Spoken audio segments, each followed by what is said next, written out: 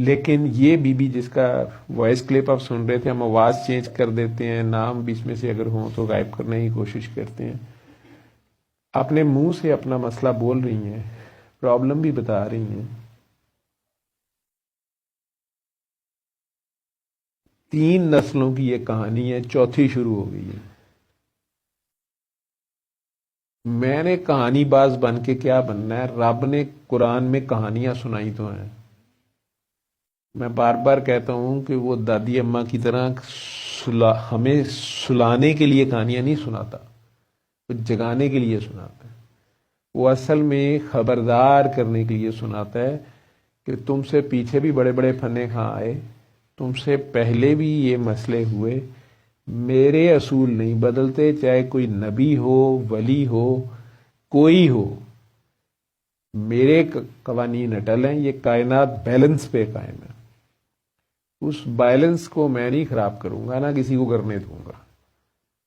جو میرے قوانین فطرت ہیں وہ اٹل ہیں، اور وہ یوں کہہ لو کہ رتھ لیس ہیں، ننگی تاریں ہیں. ان حدوں کو کراس کرنے والا اپنا خمیازہ بھگتے گا، اس کی نسلیں بھی بھگت لیتی ہیں. اس میں وارننگ تو یہ ہے سیدھی سیدھی.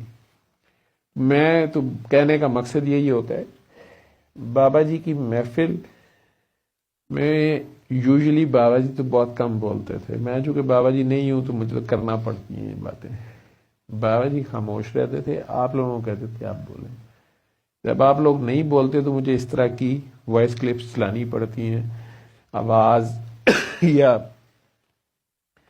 نام بیچ میں سے اومٹ کر کے. کہ بہرحال یہ لیونگ اگزامپلس ہیں.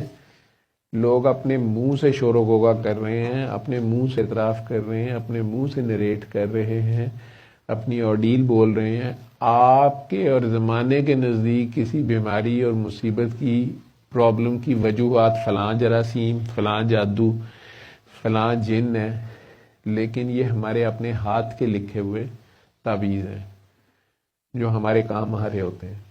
یہ اپنے ہاتھ کی لکھی ہوئی تقدیریں ہیں. یہ ہم خود سے اپنے نصیبے لکھ رہے ہوتے ہیں، اپنی نسلوں کے نصیبے لکھ رہے ہوتے ہیں. ان پھوپھیوں کی آہیں یا ان بہنوں کی آہیں یا ان بیٹیوں کی آہیں وہ آگے کنٹریبیوٹ ہو کے آتی ہیں. سفر سارے ہی کر رہے ہیں کیونکہ سارے ہی اس جائیداد کے چکر میں ہیں. مجھے کئی بار لوگ فون کرتے ہیں کہ جی مجھے اپنے باپ سے بڑا گلہ ہے، ہماری لڑائی ہو گئی، وہ میرا حصہ نہیں دے رہا. تو آپ کو کس چیز کا حصہ؟ جی ان کے پاس اتنی زیادہ جائیداد ہے تو مجھے چاہیے ہے تو فلانے. اچھا بیٹا آپ ویسے ان سے ہیلپ مانگیں. جی میں بیٹا ہوں، ہم اتنے بہن بھائی ہیں، میرا اتنا حصہ بنتا ہے، آپ کا حصہ نہیں بنتا. اگر آپ کے ابا جی مر جائیں، وہ جو مال غنیمت پیچھے بچ جائے گا، جس کا کوئی والی وارث اچانک اب نہیں ہے، اللہ نے دیا ہوا آپ کے والد کو، جو اس نے اپنی محنت سے یا اپنی فراست سے یا اپنی چالاکی سے یا جس طریقے سے بھی کمایا، اس کے اوپر فساد نہ ہو تو اللہ نے قوانین تب طے کیے. اپنی زندگی میں وہ کسی ایک کو دے جائے، وہ ساروں کو دے، وہ نہ دے، وہ بیٹیوں کو ڈبل دے، بیٹوں کو کم دے، یہ اس کی مرضی ہے. ہاں یہ اس کا جواب ضرور وہ اللہ کو دے گا، اس کو حساب دینا پڑے گا کہ اگر کوئی ریئل ویکنیس کسی کی تھی، کوئی بیٹی بہت کمزور تھی یا بیٹا کو بہت کمزور تھا، اس نے اس کی مدد نہیں کی بغیر کسی وجہ کے، اور اپنی پرسنل لائکنگز ڈس لائکنگز یا کوئی اور چیزوں کو استعمال کیا، اس سارے کا جواب اس نے دینا ہے. اور اگر آپ کو اس پہ ایمان ہو کہ میں نے اللہ کو جواب دینا ہے تو آپ سے ایسے کام نہیں ہوتے. آپ کا یہ ایمان اگر ہو تو. اور اگر آپ صرف منہ سے کہنے والے ہیں اور اندر سے نہ مانتے ہوں تو یہ منافقت ہوتی ہے.